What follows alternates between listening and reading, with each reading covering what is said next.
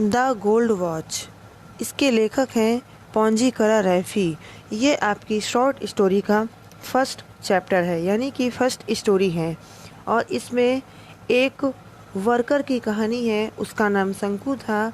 वो एक फैक्ट्री में काम करता था और उसकी वाइफ और घर में 2 बच्चे थे और तीसरा बच्चा होने वाला था। और उसके जो है बहुत सारे कर्ज थे। उसको इकोनॉमिकल प्रॉब्लम्स बहुत ज़्यादा थी और उसकी जो इनकम थी वो कम थी। और इन्हीं कुछ कारणों से वो एक अपने इंजीनियर की घड़ी चुराने के लिए मजबूर हो गया। और उसने उस इंजीनियर की सोने की घड़ी चुराई या नहीं चुराई, अगर चुराई तो उसकी क्या फीलिंग्स थी, ये उसके क्या रिएक्शंस थे, ये सारी चीज़ें हमें इस स्टोरी में जानने के लिए मिलेंगी। चलिए हम स्टार्ट करते हैं और स्टोरी को हम शॉर्ट में समरी टाइप में देखते हैं।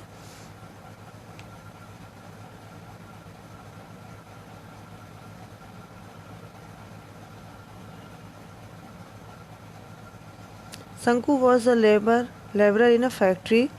संकू एक फैक्ट्री में लेबरर यानी कि मजदूर था। His engineer was an Englishman. और जो उसके मालिक थे, जो इंजीनियर थे, वो एक इंग्लिशमैन थे यानी अंग्रेज़ थे। The engineer had a gold watch with a gold chain. और उस इंजीनियर के पास एक सोने की घड़ी थी। He used to leave the gold watch on his office table just inside a half open window every noon when he went out for lunch. तो वो जो इंजीनियर थे, वो जब लंच करने जाते थे दोपहर में, तो वो अपनी घड़ी को अपने कमरे में ही कमरे की टेबल पे छोड़ के जाया करते थे। और उस कमरे की जो विंडो थी वो हमेशा हाफ खुली रहती थी, मतलब ऐसे खुली रहती थी कि कोई भी उस विंडो से हाथ डालकर उस घड़ी को निकाल सकता था। तो संकू की कंडीशन क्या थी? संकू बहुत गरीब व्यक्ति था। ही वॉज मच इन डेप्ट, बहुत कर्जे में था। He had to pay back money to so many persons. उसको बहुत सारे लोगों का कर्ज चुकाना था। He had no money with him, उसके पास पैसे भी नहीं थे। So he wanted to steal the gold watch through the half open window when everyone would go out for lunch. तो उसके दिमाग में ये चल रहा था कि जब सभी लोग लंच के लिए बाहर चले जाते हैं तो मैं अपने इंजीनियर की घड़ी चुरा लूँ।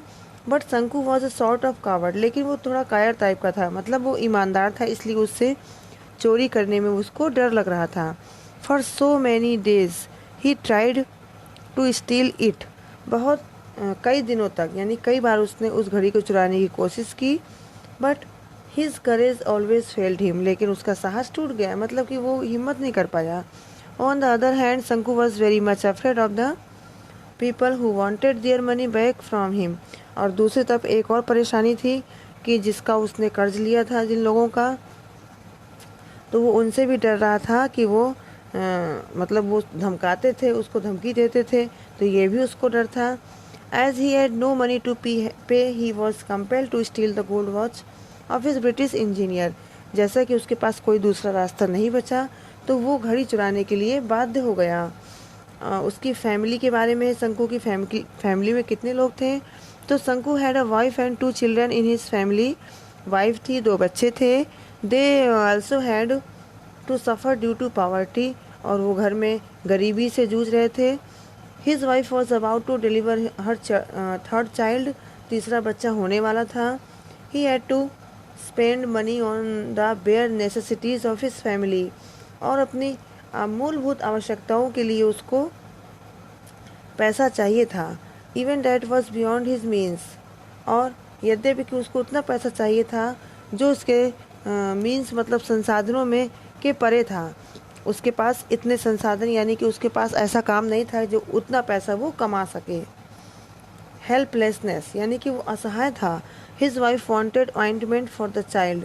अब चूँकि गरीबी थी ही घर में, तो उसकी वाइफ ने बच्चे के लिए ऑइंटमेंट मतलब मलहम जो होता है, फुड़िया फुंसी का मलहम के लिए कहा।